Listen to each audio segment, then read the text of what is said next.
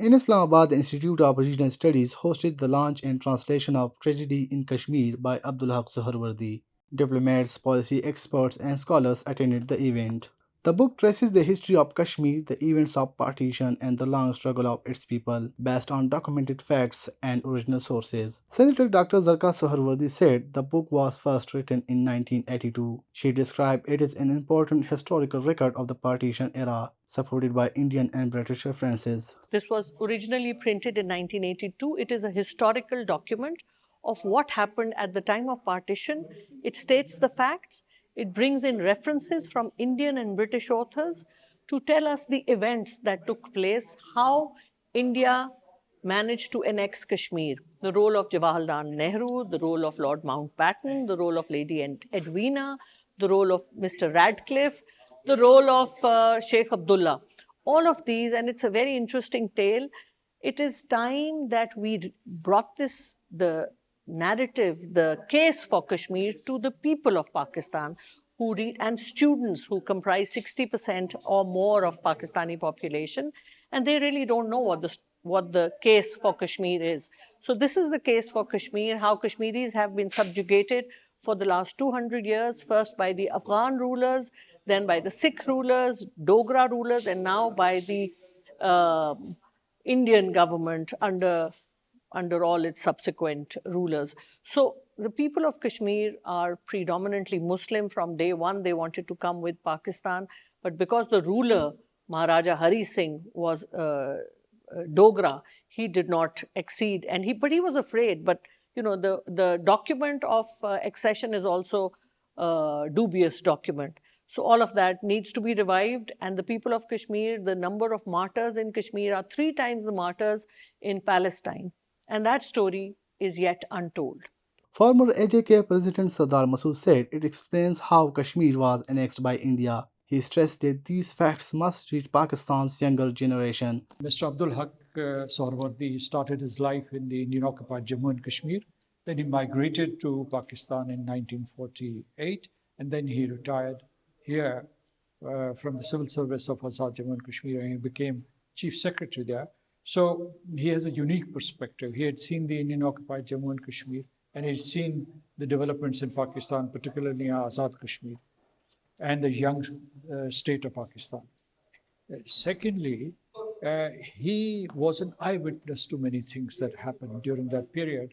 And when he started writing this book, he in fact went to the original sources. For instance, the kind of conspiracies that were being hatched from June 1947 to October 1947, when the Indian Army occupied the Kashmir territory, chunk of Kashmir territory. And second, he has very carefully chronicled the correspondence that was taking place between the Indian government and the prime ministers of the Jammu and Kashmir state.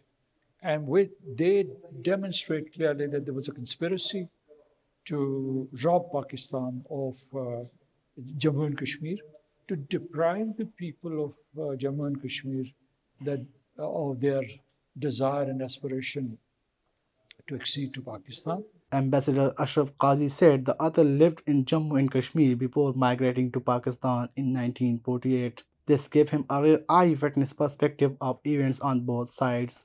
I think this book, The Tragedy of Kashmir by Abdul Haq Suharwardy Sahib, is a document in itself of the history and the tragedy and the betrayal that the people of Kashmir have suffered. And it provides a very, very detailed account of what's been happening in Kashmir over the past, we say century, but actually, as Sardar Masood Khan pointed out, the tragedy of Kashmir is 200 years old. And during this tragedy, the people of Kashmir have been betrayed so many times. So it is a true case of a paradise on earth being made into a hell on earth because of the exploitation, the persecution, and the tyranny that the people of Kashmir have suffered. And Pakistan is a party to the Kashmir dispute, and therefore on Pakistan more than on any other country devolves the responsibility to do everything possible to ensure the liberty and freedom of the Kashmiri people, who, as has been correctly said, are truly part of the Pakistan nation if they are given their right to choose as the United Nations resolutions require. But at the same time, Pakistan faces many difficulties, many challenges, and we must overcome those challenges, and we must retain the trust and confidence of our brothers and sisters in Kashmir. And this, I think, is a primary national obligation for the people of Pakistan. Ambassador Jauhar Saleem said it documents the suffering and repeated betrayal faced by the Kashmiri people. He added that Pakistan, as a party to dispute, carries a responsibility to support their right to freedom. I think this tragedy in Kashmir, which was authored in the 60s by Abdul Haq Suharwardy Saab, the way it documents the context, the history, the genesis, the various technical aspects, the circumstances, of how all this saga unfolded, and the fact that it's not just interpretation, or it's not just the opinion of the author. It is all very well referenced, and not just referenced in terms of some Pakistani works. It has been referenced and sourced in Indian works, in Western works on Kashmir, in very impartial, independent works.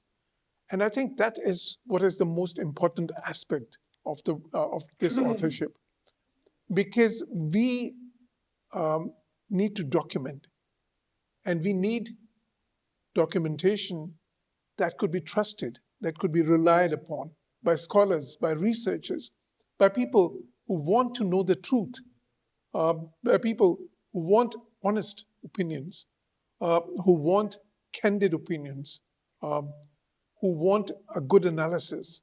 And this book contains all that.